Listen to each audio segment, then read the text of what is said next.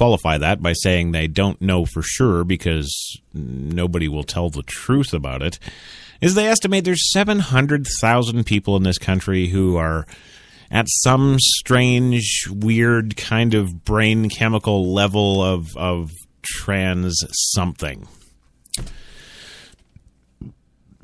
If you took a poll in 1975, that number would be extremely less. There wouldn't be 700,000 then. Even, granted, that's out of 350 million now in the United States. 700,000 is still a pretty minute number. And, they can't back it up with any hard statistics, so I'm going to say that's a really high guess. And yes, I mean guess. So what is this thing that has just kind of come about recently? Like I say, show me a person 30 years ago. You can't. The mindsets were different then. We were focused on, well, geez, I don't know, maybe more important things. Or were we? That was one of the questions I'm going to attempt to answer tonight, but I also wanted to bring in, I know, that ugly thing rearing its head, PC, politically correct. We're living in an age and time where nobody can be offended. Yeah. Nobody. Nope. And if you do offend, you'll lose your job. Yes. Just asked the VP of a certain corporation that was fired for something she said, and it wasn't even about homosexuals or gays. It was about black people. And not even in the United States. It was about black people in Africa. And she wasn't from the United States. She was from Australia. That's right. He's down under.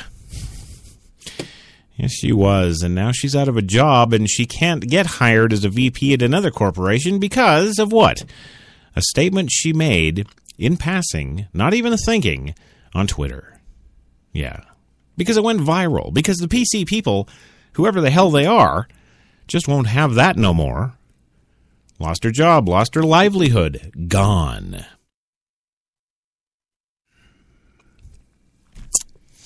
And, it's happening more and more and more and more and more, and even the entertainment industry is not immune, as we've now seen with Bruce coming out and doing his big Diane Sawyer evening. Well, actresses, yes, are coming under fire for Jenner comments. Yeah. Star Trek Into Darkness star Alice Eve, she sparked backlash today when she said that Bruce Jenner is, quote, playing at being a woman, end quote. The British actress made the comments in 2 posts on Instagram that she has since deleted from her account because of the outrage. Quote, if you were a woman, no one would have heard you because women can't compete in the decathlon.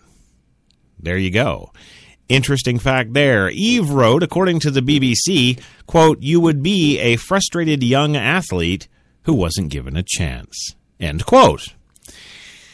Now, let's see how that pertains to the PC world. Well, if we listen to the indoctrination of politically correctness, this is completely unacceptable, and we will have to have her fired immediately, never to be given another movie or television role ever again. She's seen her last red carpet next window. And, of course, if she was an American actress, well, she'd have that freedom of expression and that freedom of speech. Oh, but make no mistake, ladies and gentlemen, just because you have that here, yeah, same thing applies. You'll still get shunned. Yes, it's like the old Amish thing. Yeah, you'll get shunned.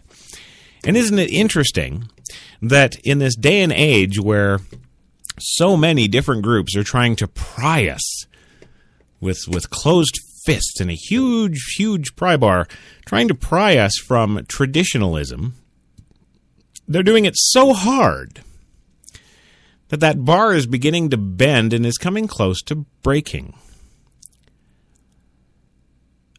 This woman here, this actress, Alice Eve, is she going to suffer backlash from this? She already is. Well, she goes on to further say, until women are paid the same as men, then playing at being women while retaining the benefits of being a man is completely unfair. Well, she's right again. She also wrote, do you have a vagina? ? Are you paid less than men? ? Then, my friend, you are not a woman. Fans immediately began bombarding Eve over the comments. One fan wrote, quote, I've always adored you, but I can honestly say I'll be avoiding your work from now on. I have a trans sibling, and no amount of apologies can make up for what you said. Really? Because everything she said there is the truth. And you know what? That's it, ladies and gentlemen. The truth hurts, doesn't it?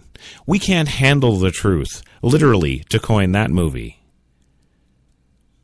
Because seriously, who is the actress hurting here by saying these things that are all factual and completely within her purview as a free-thinking human being to vocalize? And just the fact that we vocalize now on social media rather than face-to-face is really beside the point. Well, it's not beside the point, but it's a completely different show, and I've done several of them on that. But where is this not okay? She's okay to say this stuff. Why not? It's all honest. It's all truthful. And I would further continue her direction with Mr. Jenner or anybody else who claims to be any way, shape, or form transsexual in any transition or phase or whatever the hell they call it. A very good friend of mine has a brother who is now a sister, although I don't know if the transition, as it were, is complete. But I've always been a straightforward man. I've always been toe-to-toe with anybody I talk to, and I've always been accountable for things I say, and I expect other people to do the same. And I sat down with this person. Yeah, so we went out camping one summer, and he brought his brother, who has transitioned over the last, 10, 12 years or so, into a sister. And I talked about a lot of things around that campfire that night. And yes, there was some beer involved, but it didn't come to fisticuffs. I thought it was a constructive conversation. I didn't learn anything from it. I was more confused after it than I was before. And the brother, the friend of mine, I don't even think he understands. I would ask a question, like this particular person who was once a man and has now turned into a woman, has gone out and got himself a woman, or herself a woman, sorry, and the two of them, I believe, are a lesbian couple. So I'm thinking to myself, okay, well, why didn't you just keep the penis and keep the woman? Well, that's not who I am, she would say. Okay, explain that to me. And this conversation, seriously, went from about dinner time, around 6 in the evening, when we sat down at the campfire and had dinner and started the conversation. And I kid you not, at 4:30 in the morning, I was just too tired. I couldn't listen anymore. They were too tired. They couldn't explain anymore. And we all just went to our opposing tents and crashed and carried on the next day like nothing happened. Because I didn't bring it up to be abrasive. I didn't bring it up to beat them up. I didn't, I'm not fighting against this, per se. I'm just wanting to understand. Why did this not occur 30 years ago or any time before that? And yes, I've had the people say to me, oh, well, Crash, what do you think cross-dressers were? Well, I've talked to some psychologists about what cross-dressers were, and guess what? They're not that. It's completely separate. In fact, the representative from GLAAD told me that they take very much offense at being put into the same category as cross-dressing men, because that is not what this is. Yeah, fact. That's what they said. So here I am, years ago having this conversation with my best friend and his brother, who is now his sister, who is with his girlfriend, her girlfriend, soon to be wife. Do you see the confusion? Holy Christ! Is it a him? Is it a her? Are they gay? Are they lesbian? Are they straight? Are they what's wrong with your body? What's all this stuff? It's just a big confusing nightmare that I don't believe anybody who is transgender or is going through being transgender or whatever the hell they're doing, I don't believe they know. I really don't. Because if they did, they'd be able to answer some of these basic questions.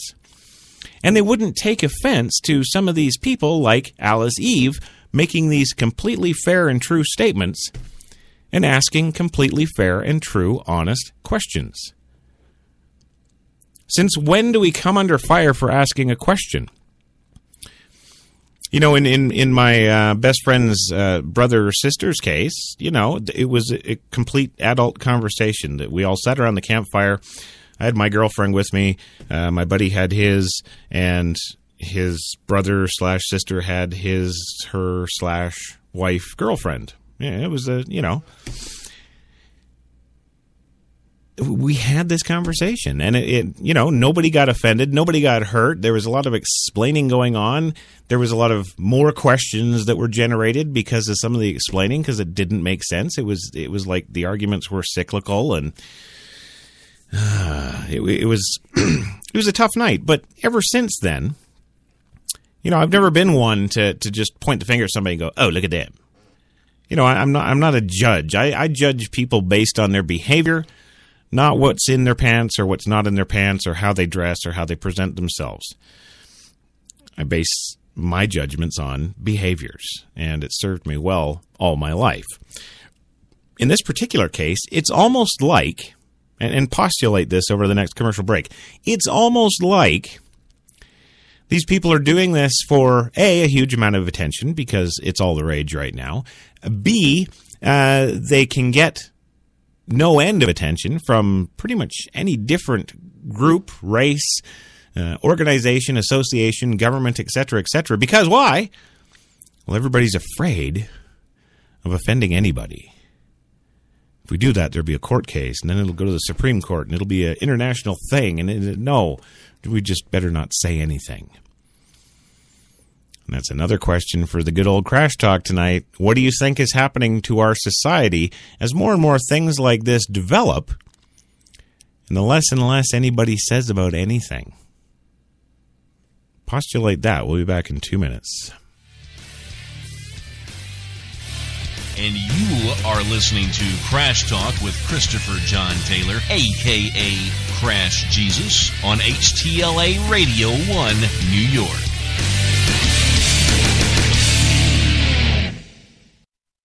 Man, I've been to a lot of places over these past 50 years. Seen the whole true north strong and free. 'Cause I've been everywhere, man. I've been everywhere. I've been to Cooksville, Stouffville, Bainesville, Bowmanville, Bonnieville, Unionville, Oakville, Dunville, Brockville, Boucherville, Melville, Drummondville, Kentville, Grenville, Morinville, Maryville, Parksville, Stephenville, Sackville, Spring Hill, Westville, Walkerville, hanging on a windowsill. Hey! He said, wow, that's a lot of places. I said, hang on, there's more. I've been to Moncton, Picton, Shannon, Vernon, Stellarton, Hamilton, Nipigon, Nobleton, Yorkton, Brighton, Bolton, Beaverton, Brandon, Edmonton, Walkerton, Wyerton, Granby, Miramichi, Charlottetown, Burnaby, Yellowknife, Whitehorse, Corner Brook, none of it. I've been everywhere, man. I've been everywhere, man. I crossed the prairies bare, man. I breathed the mountain air. I've traveled, I've done my share, man. I've been everywhere, man. Check it out. Ottawa, Wawa, Mattawa, Chippewa, Moose Jaw, Oshawa. What if there was a coffee that was sourced from some of the world's most renowned growing regions, abundant with rich, fertile soil? What if this coffee was picked at the perfect moment, then packed meticulously and shipped carefully to be roasted under the watchful eye of coffee masters? What if it was expertly blended, ground, and sealed, ensuring maximum flavor and freshness? then brewed in small batches, and always served fresh